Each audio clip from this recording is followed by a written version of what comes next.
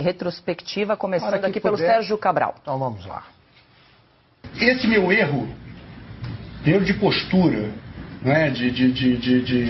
de apego a poder, a dinheiro, a tudo isso, né? Isso é um vício. Pronto. Tá, chamado Joesley também? A gente tá explicado o caso Sérgio Cabral. Muito bem. Joesley. Duas fases. Teve a fase do presidente Lula, depois a fase do presidente Dilma. Na fase do presidente Lula, chegou acho que nos 80 milhões de dólares. Depois na Dilma chegou nos 70. Ou ao contrário, 70 na do Lula, 80 no da Dilma. Na mesma conta? Eu abri duas contas, tudo conta minha. Mas você já tinha quanto abriu especificamente para deixar o dinheiro do Guido lá?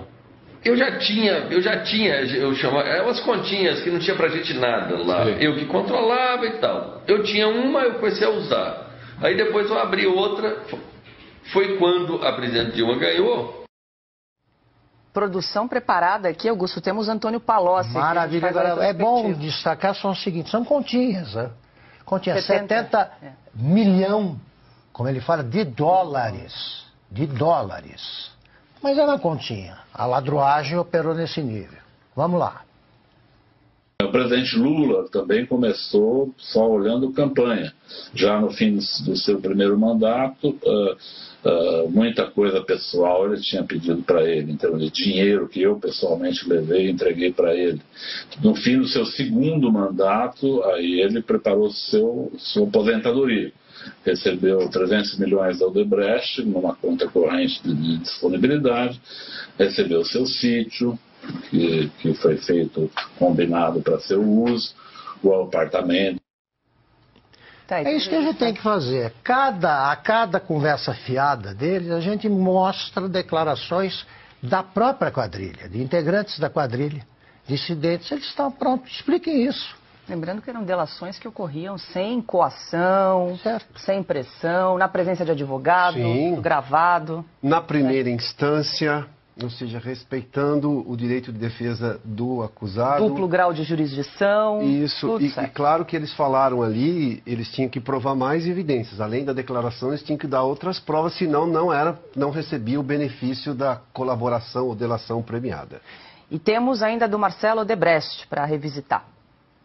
Esse fechamento aqui, do amigo de meu pai, quando eu falo, vocês fecharam com o amigo do meu pai, eu não estou dizendo que eles fecharam diretamente com o Toffoli. Aqui tem o Sérgio, que era com quem eles fechavam o valor do orçamento. O que a gente entendia é que ao estar fechando com o Sérgio, ele está cuidando do assunto.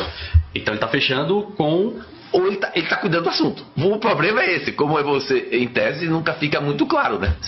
Mas é quando você fala amigo do meu pai, está se referindo... Na nossa visão, quando a gente estava fechando, pra gente, ao fechar com o Sérgio, ele estava cuidando do assunto. Do amigo do meu pai. Que é? O Toffoli, entendeu?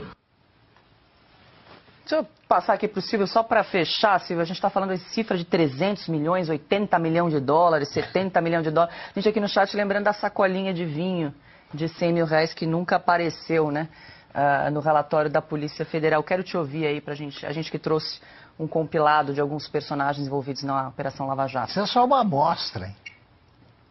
Eu adoro acompanhar esses filmes, porque essa é a história real e não a história que a imprensa velha hoje tenta contar e não a história que o Supremo Tribunal Federal tenta contar. Não, essa é a história real, são réus confessos. Por exemplo, ali estava o Sérgio Cabral diante do juiz Marcelo Bretas, por exemplo, quando ele diz que ele tem o vício de roubar.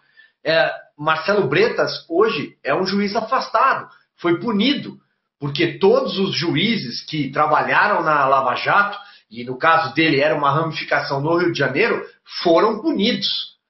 A figura do Antônio Palocci falando, não, porque já no final do segundo mandato, a ideia era assegurar a aposentadoria do Lula. E o Piotr traz um dado muito interessante, porque ele diz assim, olha, ele estava sendo ouvido em primeira instância. E o vídeo, se vocês pegarem ele novamente, vocês vão ver que é um vídeo da Procuradoria-Geral da República, mas um vídeo do Ministério Público. Então, havia a chancela do Ministério Público. Hoje, A gente assiste o inquérito 4781 que foi prorrogado, Paulo, que comentamos tanto ontem, por mais 180 dias, que foi aberto de ofício sem a provocação do Ministério Público, ou seja, à margem da Constituição. Aí não, aí é a força-tarefa do Ministério Público presente, coisa que não acontece hoje. Então, são outros tempos. E esse pessoal ainda tem a cara de pau, como o Lula, de dizer que não teve direito à defesa, não teve presunção de inocência. Todos tiveram. Lembrando que essa fala do Marcelo Odebrecht, e aqui finalizo, ela é muito posterior àquela que foi a grande fase da Lava Jato, em novembro de 2014, que é a juízo final. É a 7ª fase da Lava Jato, se eu não me falhar aqui. É quando os empreiteiros todos são presos. A Polícia Federal bate a porta deles, todos eles são presos, e Curitiba assiste, pela primeira vez na história, a um congestionamento de jatinhos, porque cada um foi com o seu próprio jatinho prestar depoimento, achando que ia voltar para casa.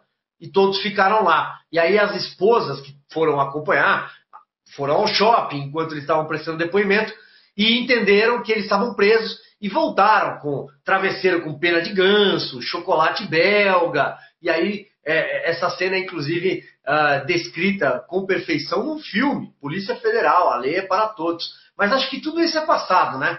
O Brasil não viveu nada disso, segundo o Supremo Tribunal Federal.